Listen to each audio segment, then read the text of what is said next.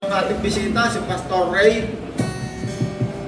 Kaya sabi ko, hindi ko kinakahiya ang pangangaral ng mabuting balita tungkol kay Kristo. Yes. Bakit? Sapagkat ito ang kapangyarihan ng Diyos. Amen. Saan ba nakasulat yun? Romans 1:16. Oo, yun. Alam na ni Kuya Sosing yan, no? Hindi ko pa sinasalita. Alam na ni Kuya Sosing saan nakasulat eh. Anong verse yan, Kuya Sosing? Roma 1:16. Roma 1:16, hindi ko ikinakahiya ang pangangaral ng mabuting balita sapagkat ito ang kapangyarihan ng Diyos. Yes. Pero kapangyarihan ng Diyos ang mabuting balita, no? Kaya sabi nung tatay ni Pastor Ray, naku, wag kayo kang mangangaral ng salita ng Diyos, wag kayo kang magpapastor. Yes. Paghihirap ikabuhay natin, wala tayong kakainin. No, talaga ako tuwan-tuwa doon sa patutuan ng pastor na yon. May dumadaang pagkain, malaking alimango. Pumapasok sa bahay niya, alam tayo, narinig mo yung patutuan ng pastor Ray, no? Sapagkat ang salita ng Diyos, kapag ikaw ay nangaral, nako, lahat ng kailangan mo ibibigay sa iyo ng Diyos. Pagkain, Yes. damit, Yeah. tirahan. Sabi ng Diyos, ako bahala. No, kaya ako, hindi ako nahihiyang mangaral. 32 years na. Ano pumasok sa loob ng tahanan ko? May kalalaking alimango, tuna, lapu-lapu, lahat na ng malalaking pagkain. Ito pumasok na lahat sa aking buhay. Bakit? Sapagkat ang Diyos kayang gumawa ng himala sa buhay ng isang tao. Amen. Yes. O, si Kuya Soseng, isang pastor, hindi naman naghirap. 3 anak niya, ako, mga anak niya, yung isa, dalawa pa ang kurso. Isang nurse, at saka teacher. Tama ba, Kuya Soseng? Engineer. Isang engineer, mechanical, isang accountant. Ano, magaganda ng mga trabaho. Nasa napakalalaking kumpanya. No, San Miguel ba yung isa? Miguel. Yung isa nasa Dubai, chief accountant na. Yung isa naman, manager. Yung isa naman nurse na, teacher pa. Tricycle driver. Hallelujah.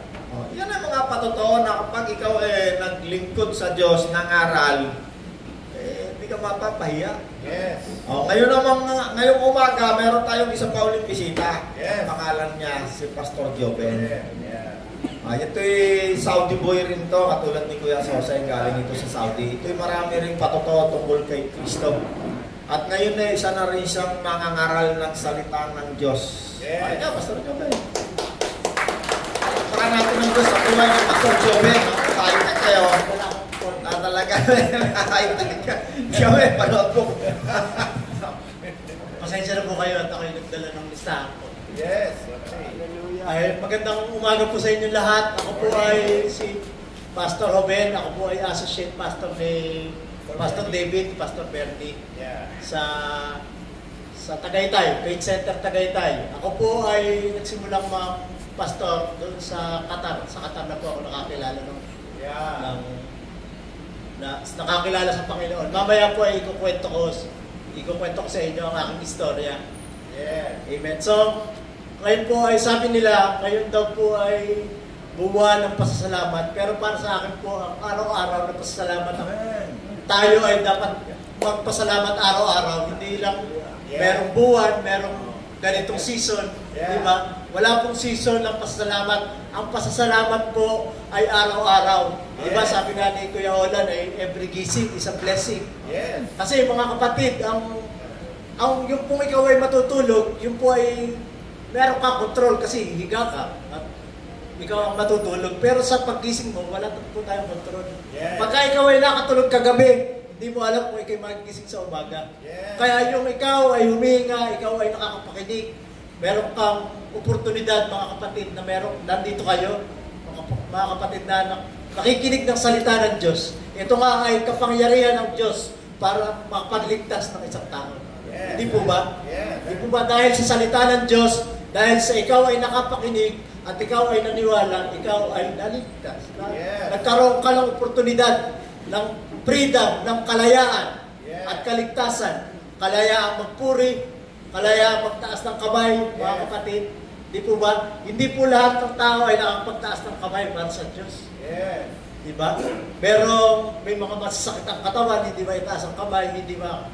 Yeah. Di po ba? Pero napakabuti ng Diyos. Ang Diyos po ay tapat at ang Diyos ay mabuti. Laging mabuti, lagi siyang tapat. Yes. Kasi kung meron tayong dapat ipagpasalamat, yan ay ang pagiging anak natin bilang anak ng Panginoon. Hindi po ba? Yeah. Na kasi tayo ay kung noon sina Abraham at sinasabing friend o kaibigan ng Diyos, si David ay ang tawag sa kanya ay man after God's own heart. Siya ay servant of God. Yeah. Pero ngayon tayong mananampalataya ni Kristo Jesus, tayo po ay mga binigyan ng karapatan na maging anak ng Diyos. Yes. Di ba? Pagka ikaw ay anak ng Diyos, ikaw ay dire-diretso sa Panginoon Diyos. Yes. Di ba? Di mo na kailangan mag-set ng appointment katulad ni Kuya Olan. Kung ikaw ay hindi ka kilala ni Kuya Olan, mag-set ka ng appointment para makausap mo si Kuya Olan. Yeah. Di po ba? Pero pagka ang anak ni Kuya Olan, dire-diretso yan dito kahit saan gustong pumunta. Hindi po ba? Yun ang benepisyo ng pagiging anak ng Diyos. Yeah. Tayo po ay nadali po. Akin po. Tayo po mga kapatid ay binigyan din ng karapatan bilang mga bagong nilalang na ng Panginoon. Yeah. Ibig sabihin, tayo po ay hindi lang basta inayos, kundi pinalitan tayo ng bagong buhay. Binigyan tayo ng bagong buhay. Sabi nga sa Ezekiel ay tatanggalin ko ang iyong pusong bato at papalitan ko ng pusong heart of flesh, pusong laman, at ilalagay ko ang aking bagong espiritu. Yeah. So kumbaga sa cellphone, ikaw po ay hindi pinalitan ng casing. Pinalitan ka ng bagong cellphone. Yeah. Kung iPhone 15 ka ngayon, ginawa kang iPhone 16. Yeah. Diba? Kung S25 ka, ginawa kang S26. S27. Ang S26 kasi gatas na yun. Di po ba? So, napakabuti ng Panginoon. Tayo po ang ating tunay na bahay, mga kapatid, ay ang kalangitan, ang kaharian ng Diyos. Sabi nga, subalit sa kabilang dako, sa Philippians 3:20, subalit sa kabilang dako, tayo ay mga mamamayan ng langit. Tayo ay mamamayan ng langit. Hindi ba mabuti ang Panginoon na tayo ngayon ay mamamayan ng langit? Mula roon, hinihintay natin may pananabik ang Panginoong Hesukristo ang ating tagapagligtas. Kaya napaka-importante mga kapatid na tayo ay nagpapasalamat sa Panginoon araw-araw. Sabi sa Thessalonica, ito po ang aking verse ngayon. 1 Thessalonians 5:16-18. Magalak kayong lagi, palagi kayong manalangin at magpasalamat sa Diyos sa lahat ng pagkakataon. Sa lahat ng pagkakataon. Hindi, madali po kasi magpasalamat sa Diyos pagka ikaw ay magandang nangyayari sa buhay mo eh. Yeah. Di ba? Pero pag kami problema na doon ang ating battle, kuminsan, nakakalimutan natin, di ba? Ang iba nga ay nagagalit sa Diyos dahil merong pinagdadaanan. Pero sabi rito, magpasalamat kayo sa Diyos sa lahat ng pagkakataon sapagkat ito ang kalooban ng Diyos. Ano raw ang kalooban ng Diyos? Para sa inyong mga nakipag-isa kay Kristo. Kung lahat ba tayo ay nakipag-isa na kay Kristo? Amen. Praise God. So, ito raw ang kalooban ng Diyos. Sapagkat ito ang kalooban ng Diyos para sa inyo na nakipag-isa na kay Kristo. Ano raw ang kalooban ng Diyos? Magalak kayong lagi, palagi kayong manalangin, at magpasalamat kayo sa Diyos sa lahat ng pagkakataon. Diba? Paminsan kasi tayo na-overwhelmed sa mga sitwasyon natin sa buhay. Na tayo po ay parang pagka mayroong mga struggle, tayo ay nakakalimutan natin ng Panginoon. Tumisan ay pagka marami tayong biyaya, lalong nakakalimutan natin ng Panginoon. Hindi po ba? Kaya, di ba, minsan pagka talagang marami tayong pera, parang hindi ka na nagdadasal, hindi ka na nananalangin. Di ba, na-overwhelm ka, nakakalimutan mo. Pero ang katotohanan, mga kapatid, ay dapat sa lahat ng pagkakataon, ikaw ay magpasalamat. Kasi yung ikaw ay may papaligog, may isusubok ang pagkain, ikaw po ay pag umuulan ay hindi ka nababasa at ikaw nasisilungan. Thank you, Lord. Hindi po ba? Dahil yun ang kalooban sa atin ng Panginoon. Ang kalooban lang naman ng Diyos sa atin ay, yan nga sinasabi na lagi kayong magpasalamat, lagi magalak kayong lagi. Diba sabi nga ay magalak kayong lagi dahil in-overcome ko na ang mundong ito. Yan yung pinanagumpayan ko na, sabi ni Kristo. Diba? Ang katotohanan, tayo ay wala pang ginagawa, wala pa po tayong hindi naman tinitingnan ng Panginoon ang ating performance, ang ating mga ginagawa sa buhay, yan po ay tugon natin. Kung tayo ay naglilingkod sa Panginoon, yun ay dahil ikaw ay tumutugon. Pero hindi mo maaari ang Panginoon ay, kaya ikaw ay naligtas ay dahil sa iyong paggawa, kundi dahil sa kay Kristo. Yeah. Si Kristo po ang nagbayad doon sa mga hindi natin kayang bayaran. Amen. At siya ang gumawa doon sa mga hindi natin kayang gawin. Amen. Di ba? Yung ginawa niya sa krus ng Kalbaryo, yung ginawa niyang kaligtasan sa atin, yan po ay ginawa lahat ni Kristo. Siya ay pinako sa krus, namatay, inilibing, at muling nabuhay. Yeah. Di ba? Para tayo ay i-justify, para tayo ay ang kanyang pawalasala, mga kapatid. Ang kanyang dugo na dumali sa krus, sabi nga ay, kung walang dadali sa krus, walang kapatawaran sa kasalanan.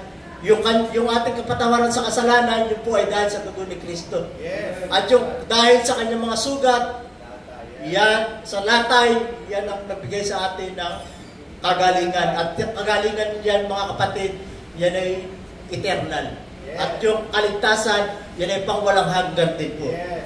Amen. So, siya po ang nagbigay sa atin ng kaligtasan. Ito po ang aking gusto kong share. Sabi sa Titus 2:11-12, sapagkat nahayag ang kagandahang loob ng Diyos na nagdudulot ng kaligtasan sa lahat ng tao.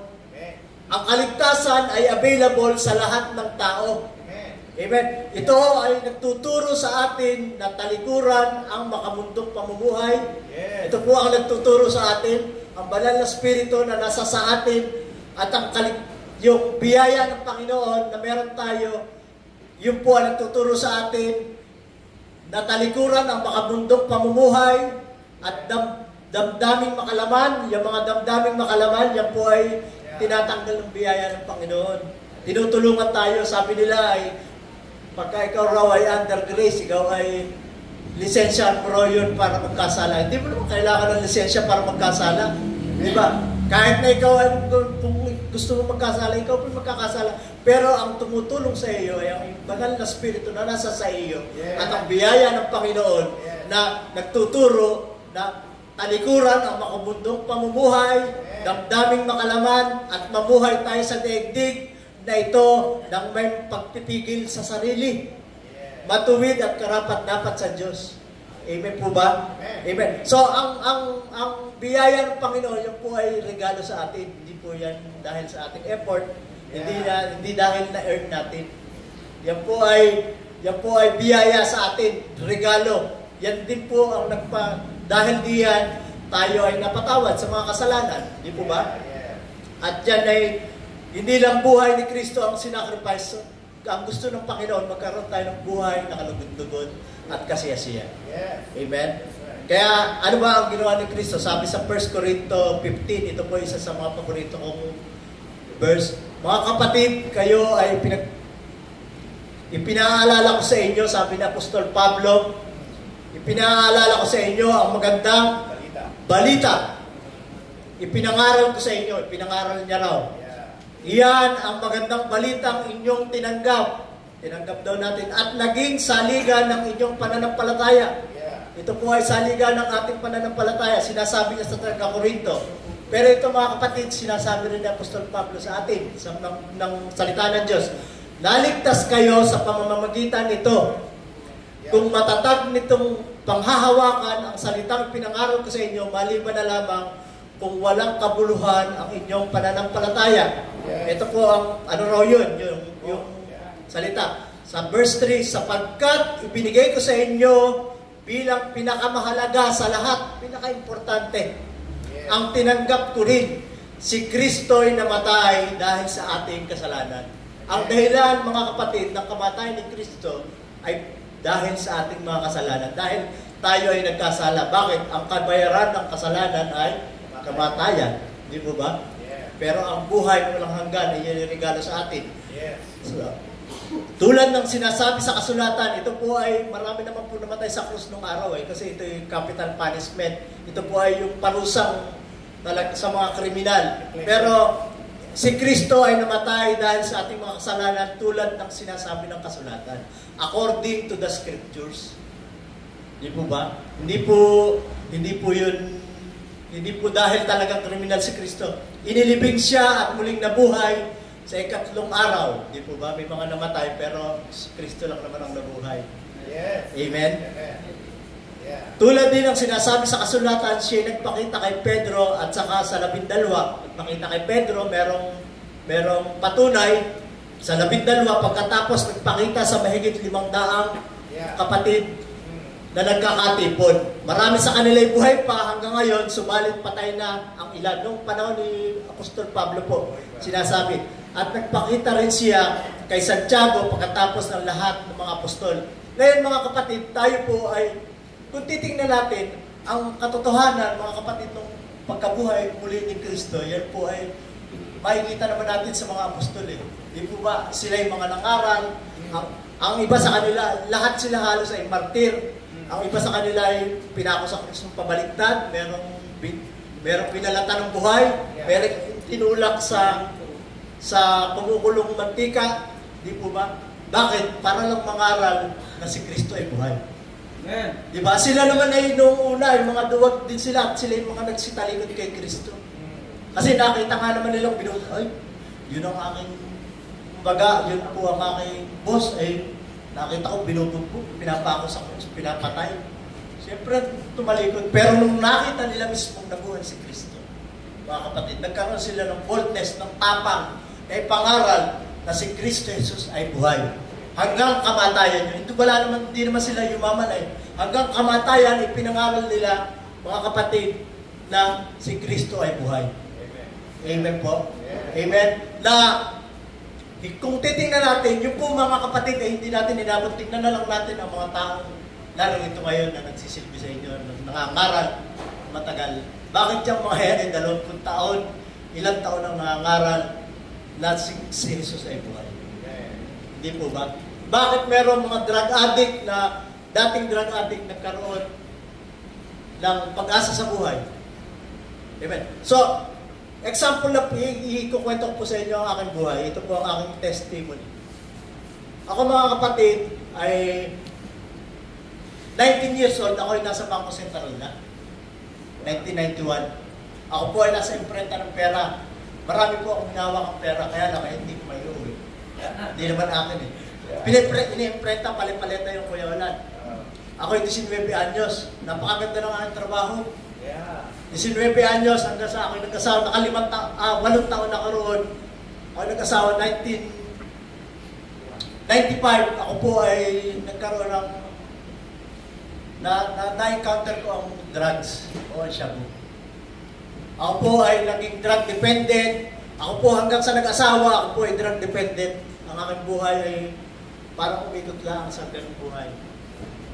Talagang na umalis bago panganak ang aking panganay, ako po ay wala na sa Central Bank, ako po ay umalis na pinag-resign na ako. Sinasabi ng aking boss ay huwag ka na mag-resign at ay ako nahihiya na. So ako po ngayon, mga kapatid, nag-resign. Pagkatapos po noon, tinutokso na ako ng mga kaibigan, ano ba naman ikaw, Bubinat, iniwanan mo yung trabaho eh. Sabi ko, gawa na lang ng gawa ng pera, hindi naman may uwi eh. Nagbibiro na lang ako. Pero po, ang aking buhay talaga nasira. After 13 years namin mag-asawa, na nagsasama, 2012, 40 anyos ako. Ako po yung nakakita ng ibang trabaho. Ako naging graphic designer. Maganda naman po ang aking on and off po ako sa drugs. So after 13 years namin magkasama, kami po yung naghiwalay. Iniwanan na ako ng asawa ko kasi nga ako 15 years na akong laban sa drugs eh. Gusto ko bumalik, gusto kong ayusin ang aking sarili. Pero hindi ko po magawa sa aking sarili lang. Kung ako rin lang, ginawa ko na lahat. Ako po ay nasali ako sa mga couples for Christ. Nasali ako din sa mga korsilyo. Nasali po ako sa lahat ng yung alam kong nakikita ko na baka pwedeng maayos ang aming buhay mag-asawa. Ginagawa ko po yun. Talagang ako yung nagsasakripisyo. Pero hindi naman po naayos ang aming buhay. Pagbabalik ko, lalong palala. Ako po ay hindi naman ako na-rehab. Ngayon po, iniwanan po ako ng aking asawa, kasama ang aking mga anak. Pero ang aking asawa ay kapitbahay ko lang. Hindi siya nagpapakita sa akin. At the age of 40, 2012, nung ako iwanan, mga kapatid, ang aking buhay, sabi ko ay Lord, sabi ng iba ay life begins at 40. Ang akin, nung ako'y mag-40, mga kapatid, ako po ay walang trabaho, ako po ay drug dependent, ako po ay walang pamilya, iniwanan ako ng pamilya, at lahat ng meron ako, ninakaw ng kaaway dahil sa droga. Sa edad na 40. Kaya kung iisipin nyo, mga kapatid pa, ako wala nang kapag-asa. Diba? Kasi, hindi ko na rin alam ang gagawin ko, mga kapatid. At hanggang, siyempre ako'y nananalangin, gusto ko rin namang maayos ang aking buhay. Naniniwala ako sa Panginoon noon, mga kapatid, na sabi ko, alam ko ako yung may gagawin ng Panginoon sa akin. Hindi ko lang alam kung kailan at hindi ko alam kung paano. Maiisip mo pa ba yun, mga kapatid, na ikaw ay 40 ka na, ikaw ay wala, natanggal ka sa trabaho, natanggal ka, naiwanan ka ng pamilya, ikaw ay drug dependent, di mo alam. Until that day na binigyan po ako ng oportunidad, mga kapatid, ng Panginoon na makapag-apply sa Qatar. Kasi po ako way back, meron po akong ayoko po kasi mag-abroad may tinulungan po ako na kasama kong artist na mag-apply sa Qatar kasi binibigay sa akin. Ayaw ko kasi nga ay may trabaho naman ako sa Pilipinas. Ang aking pong asawa ay sa bangko. Ay, after nung 40 years yung mga kapatid, siya ay nakakilala sa Panginoon doon. Biruin nyo mga kapatid, sa buti ng Panginoon, noong ako'y hiwalay, kinontak ako, ako'y ini-apply doon. Ngayon, ako'y natanggap, mga kapatid. Natanggap ako sa Qatar, pinapunta ako sa madaling sabi. Ako'y binigyan ng pamasahe, pinautang ako, Kuya Ola ng pamasahe.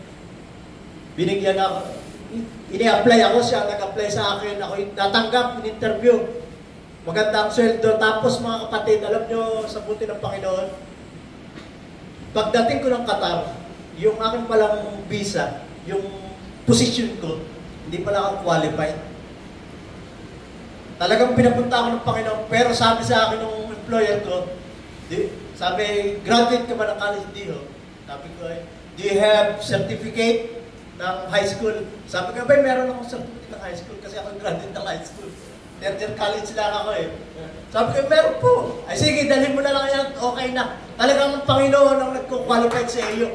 Bibigyan ka, mga kapatid, ng Panginoon, ilalagay ka sa posisyon na alam mo hindi ka deserve, pero ibinibigay sa iyo dahil sa buti ng Panginoon, dahil sa kabutihan niya. Pagdating ko ng airport, ang sumundo sa akin, pastor. Hallelujah. Amen? Pagdating ko sa room na ang titiran ko pala ay simbahan. Hallelujah. Pagdating ko sa room, alam niyo kasama ko, yung head pastor. Alam niyo ang problema ng head pastor, kung bakit siya nakakilala sa Panginoon. Siya po ay drug pusher ng Dubai. Nasentensyahan siya ng habang buhay sa Dubai, nakakilala sa Panginoon, pagkatapos ng 1 taon, nakalaya. Ngayon nagpastor. Di ba? Hindi mapabuti ang Panginoon. Marami siyang naipayo sa akin. Maraming na-impart sa akin. Kasi yung dadaanan ko at pinagdadaanan ko, dinaanan niya na. Napaka-importante ng fellowship. Napaka-importante, mga kapatid, na nakikinig kayo sa mga nagpapastor sa inyo. Kasi yan yung mga pinagdaanan nila.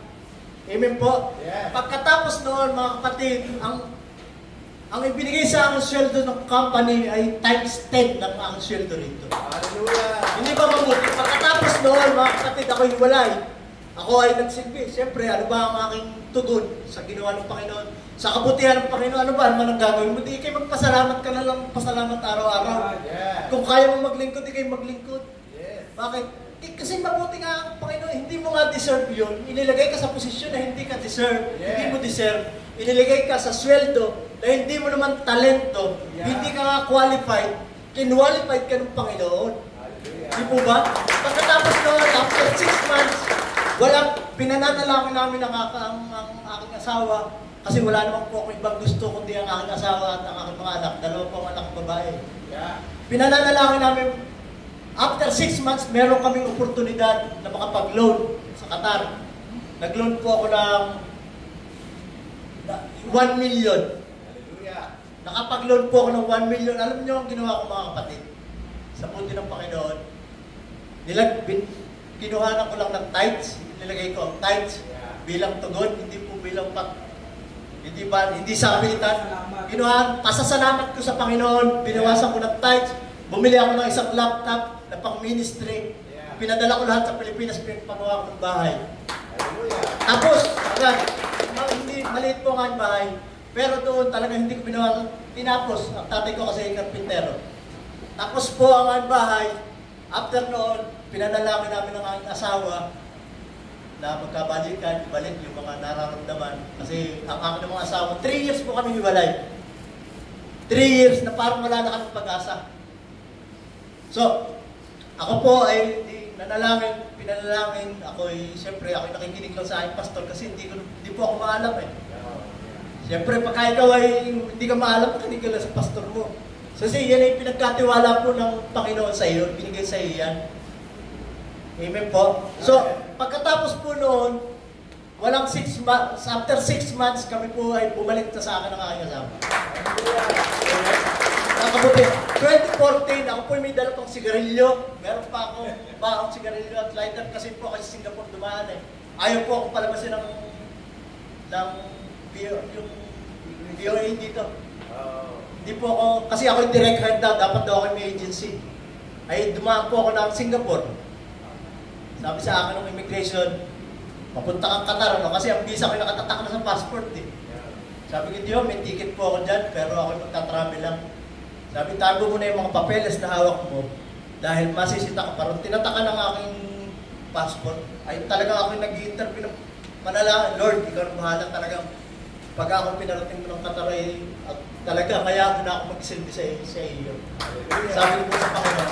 Talaga, tinatakan lang. Sabi niya, alam mo ba, na pagdating mo ng Singapore, kabilis mo na papuntang Qatar, wala nang sisita sa'yo. Ay, hindi na po ako mimik. Sabi ko, thank you, Lord. Pagdating ko nga, ayun, sunod ako ng pastor, sa simbahan. Ngayon, ako po ay nag-aral na ng pagpapastor. Bilang tugong ko, bilang pasasalamat ko sa Panginoon. Kaya po ako hindi tumitigil magpasalamat. Ngayon po, mga kapatid, hindi po ako na-rehab nung ako yan. Ngayon po ako napunta sa rehab. Hindi para magpagamot, kundi para mag-share ng gospel. Para mag-share ng kabutihan ng Panginoon. Bakit? Kasi sila, alam ko mga pinagdaanan nila. Ako po ay may schedule doon every Monday ko yun. Pero pwede naman ako ng Tuesday. Ngayon po, kami po ay may Christmas party daw sa Pet Center. Sabi ni Pastor Ben, kasama kayo ron. Sabi din ako po ay nakahula kay Kuya Olan. Ay ako po pupunta mo na ron at yun may hapon pa. So talaga pong ako, pagka may oportunidad na makapagbahagi ng salita ng Diyos at yung kabutihan ng Diyos sa aking buhay, mga kapatid, hindi ko po yan, hanggat maaari, hindi ko po hinindihan, hanggang kaya ko. Kasi yun po ay pasasalamat ko sa Panginoon, bilang pasasalamat. Diba? Diba mo? Kaya kung iniisip natin minsan, yung buhay natin ay wala ng pag-asa, patay at wala ng pag-asa, kay Kristo may pag-asa. Amen. Amen. Dahil si Kristo ang ating pag-asa.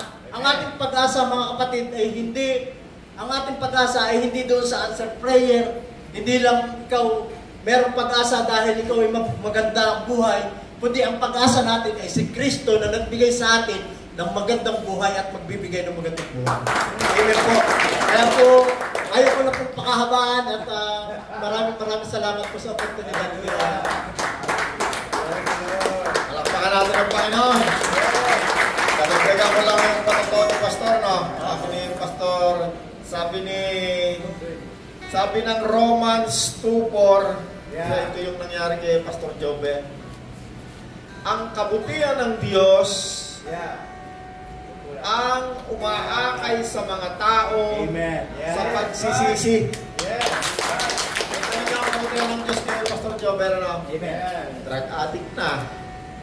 Samot-samo ng kasi pag drug addict ka, samot-samo kalukuhan ng gagawin mo na. Hindi mo na lahat. Mga kahiya-hiya ng bagay. Para masustentuhan mo yung yung addiction. Didilensya ka, walang trabaho eh. Naranasan mo bang magnakaw, Pastor Jobe? Sa bahay, sa amin. Asawa. Tayo na, drug addict, perwisyo yan. Tama. Yung pinagdaanan ni Pastor Jobel, yung mga gamit mo sa bahay, nako, maubos yan. Maubos yan para lang masustain. Sa kabutihan ng Diyos. Hallelujah. Alam mo, kahit ikaw ay masama, mabuti pa rin ng Diyos. Amen. Kahit masama, mabuti pa rin ng Diyos. Amen. Hallelujah. Ang kabutihan ng Diyos ang umakay sa Kanya sa pagsisisi. Amen. Amen. Kaya ako kanina nagtataka ako, sabi ko, paano ka makakarating ng Qatar? Eh, ikaw ay drug addict, syempre may test yun. Yung pala tourist visa. Kaya hindi kailangan ng examen, no? Kasi nung nag-Saudi kami, puro test tayo, pati yung 8 test, meron pa tayo lahat. Siya pala, tourist visa, no? Pastor, kaya walang mga test. Meron po yung medical sa Qatar, pagdating sa Qatar. Pero hindi ko alam bakit ako yung negative sa mga medical. Kasi nilinis. iba kasi yung test sa drugs. Baka hindi ka inano. Kasi dito, Pilipinas, pag alis mo, may 8 test, may drug test. Baka sa kanila, ng panahon na yun, baka hindi. Ang pinakamaganda, kahit siya'y masama, mabuti pa rin. Tignan mo, pagdating niya ron, pastor. Pagdating niya ron, ang Panginoon ang natagpuan niya. Yeah. Pagdating niya ron, inalagaan siya ng pastor. Kahit siya'y masama, nakasweldo siya, times 10 pa rin ang sweldo niya. Pero tingnan niyo mabuti, after na siya pinagpala ng Diyos, dahil yung mga tinuro sa kanyang pagbibigay sa simbahan at ikapu, binigay niya. Yeah. Pero hindi dahil siya ay binigyan ng Diyos ng pagpapala, dahil siya ay nagbigay ng ikapu. Yeah. Siya ay pinagpala ng Diyos. Yeah. Ito niyo mabuti ang Diyos, Eh ngayon, iba nagtuturo mga pastol, yung mga mandarambong, bigay niyo ikapu niyo, pagpapalay kayo ng Diyos. Alam mo, sa totoo lang, yung nangyari sa'yo, nangyari din sa akin. Punta ako ng Saudi, ganyan din. Pinagpala rin ako ng Diyos. Amen. Pinagpala rin. At dahil ako'y pinagpala ng Diyos, gusto kong magbigay sa Diyos. Yung naririnig kong 10%, 20%, talagang gusto kong ibigay. Pero hindi ako pinagpala ng Diyos dahil ako'y nagbigay ng ikapu. Kasi wala pa akong binibigay. Makasalanan pa ako. Pinagpapala ng Diyos.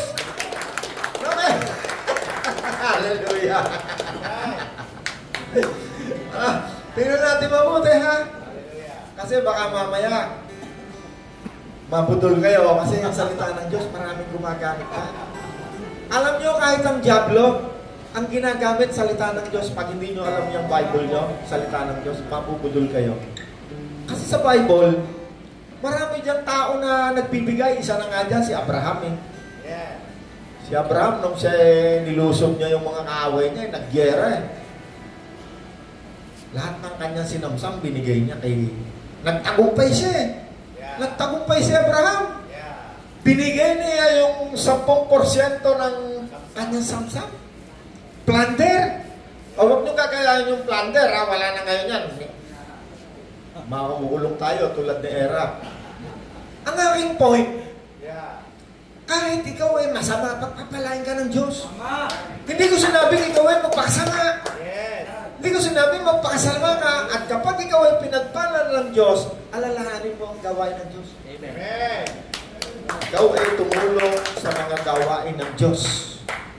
No, yung mga 10%, 20%, yan kung gusto mong gawin, wala yang masama dyan.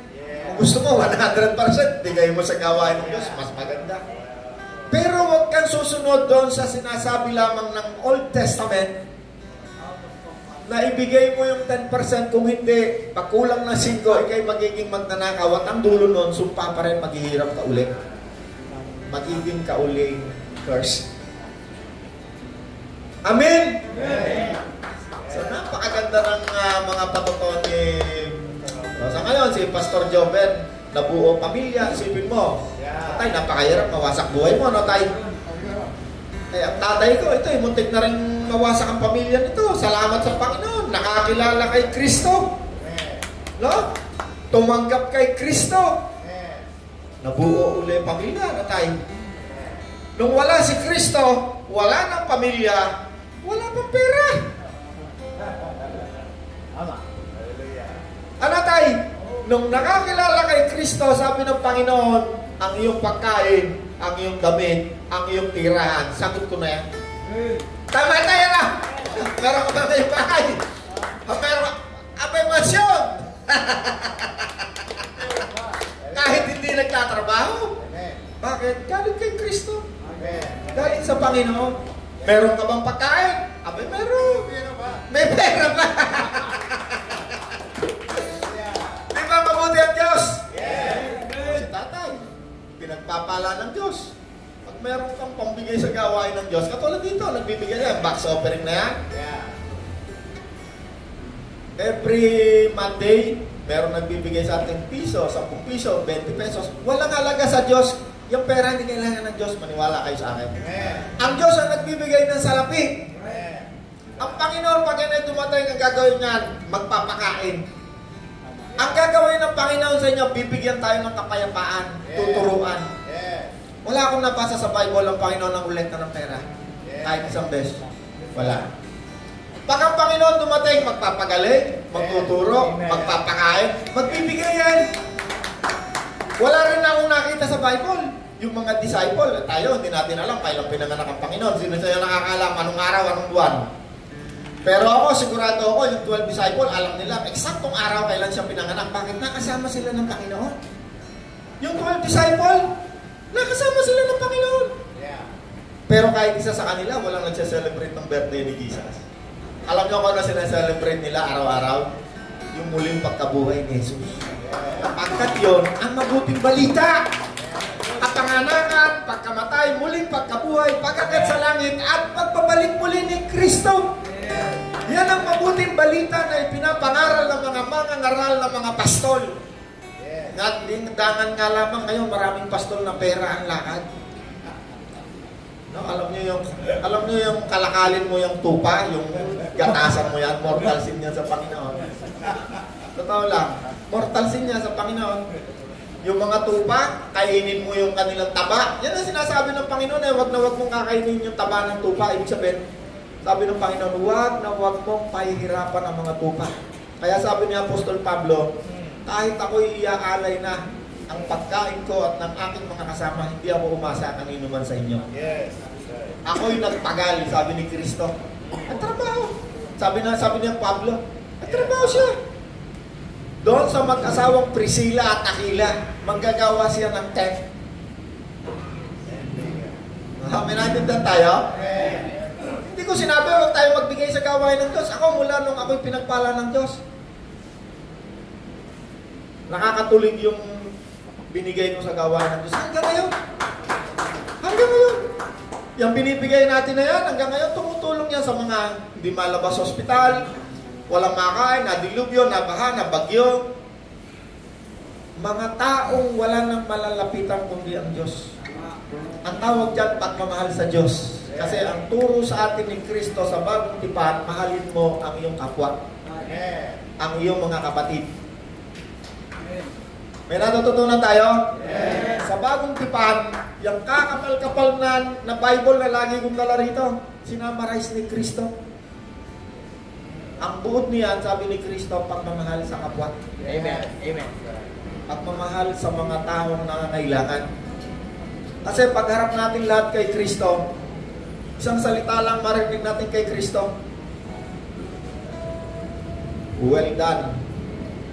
Pumasok ka sa kahariang inihanda ng aking Ama mula pa ng likain ng daigdig sapagkat ako'y iyong pinakain, pinainom, dinamitan, dinalaw sa kulungan katulad ng ginagawa ni Pastor Joven. At marami pang ibang uri ng pagtulong sa kapwa. Doon naman sa itatapon niya sa lawang apoy, sabi niya, lumayo kayo sa harapan mo. Hindi ko kayo kilala. Kayong mga mapaggawa ng kasamaan. Alamin, akalain mo, isang tupa, gatasan mo yan. Mabuti ba yun? Masama. Kakainin na lang at lahat. Kukunin mo pa. Oh, birthday ngayon ni Jesus, ha? Pachi, ha? Huwag makakalimutan. Bawal yung kaman niyang. Esenso, bawal. Oh, kasi 3 hari, dumalaw nung pinanganak ang Panginoon. Hindi naman taon-taon dumadalaw yun. Pero yan ay isa lamang sa ginagamit ng mga mambubudol. Para si Reggie, yung 13 month niya, mahuha. Kasi alam ng mga mambubudol, pag Pasko, may 13 month, may bonus pa. May 13 month na, may bonus pa. Eh di alam ng mga dambuhalang negosyanteng pastol. Alam nyo, sa katotohanan lang, yung Mother's Day, yung Father's Day, yung Grandfather's Day, yan mga invento lang ng mga negosyante yan. Yeah. Para tayo bumili na regalo. Pero wala sa Bible yan. Hindi ko sinabing yun masama, no? Pero kailangan matalino tayo para di tayo mabudol. Yes. Kaya ngayong umaga, bago tayo umuwi, Yes. salamat tayo sa Panginoon, sumamba tayo sa Panginoon. Yeah. Ikaw ay hari at tagapagligtas. Analan mong pangalan, aking itataas. Panginoong Jesus, aking Diyos. Analan sa'yo, aking O Diyos na mabuti, pagpalain mo po ang lahat ng taong sumamba sa iyo ngayong umaga. Ikaw na po ang kahalan namin sa buong maghapon, sa buong linggo ng aming buhay. Salamat po, Ama, sa pangalan